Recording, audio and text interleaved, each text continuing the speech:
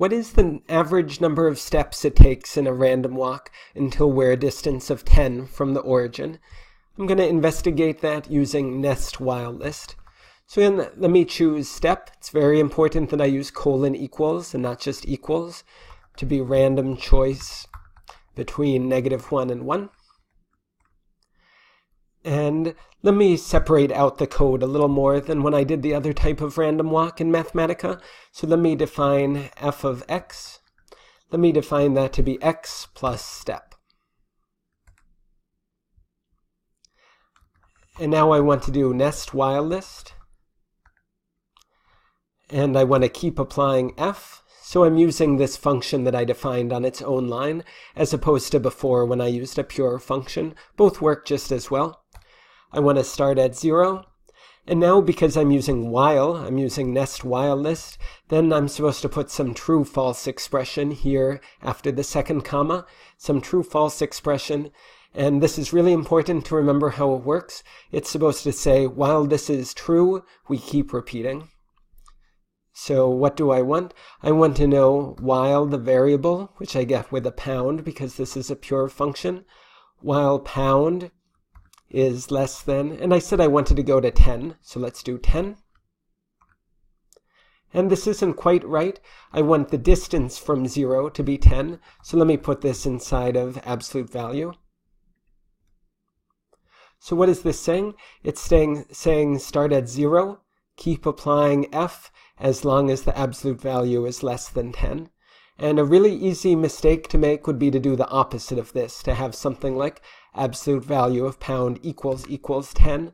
But that's saying something different. That's giving it true, false, when do you want it to stop? And that's not how NestWhileList works.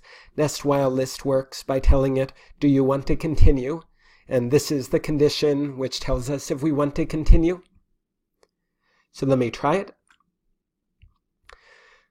So here I start at 0, I keep adding +1 or -1, and I stop when I get a distance of 10 from the origin. Okay, so let's try it again. Here it's shorter. Here it stopped at +10. Last time it stopped at -10. Here it stops at +10 again. Here it stops at +10 again. Here it stops at -10. And say I want to know what's the length of this on average. Well, let me define something here to be, how about my walk? And if I do it with equals, that's not going to work. Let me show you. So if I do length of my walk, okay, that looks okay so far. But then let me put it in a table. Let me put it in a table 100 times. So the problem here is that because I used immediate assignment instead of delayed assignment, I was always getting the same length. So let me redo this with a colon in front of it. And now let me make this table. So now you can see that it's all different lengths as far as how long it takes. And let me check what the average of this is, what its mean value is. And let me find it in a decimal approximation by putting it inside this capital N. And let me do it 1,000 times. Let me do it 10,000 times. So it looks like the average is very close to 100. What if I change the stopping point from 10? What if I change it to, how about 6? Okay, so I made it smaller. I could tell that it already took a few seconds to do this with 10, so I didn't want to increase it to something like 60. Then maybe that would have taken much too much time. So I made it smaller as far as the boundary. Now let me run this average again. So 37.22.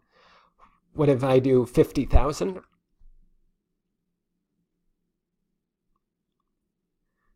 So what's the pattern? When I had 10, I got about 100. When I had 6, I got about 37. And what if I do 8? And let me lower it back to 10,000 so it doesn't take too long. When I did 8 for my boundary, I got 64. So what's the pattern? Pattern is definitely that it looks like x squared, like the endpoint squared, that gives me the average number of steps.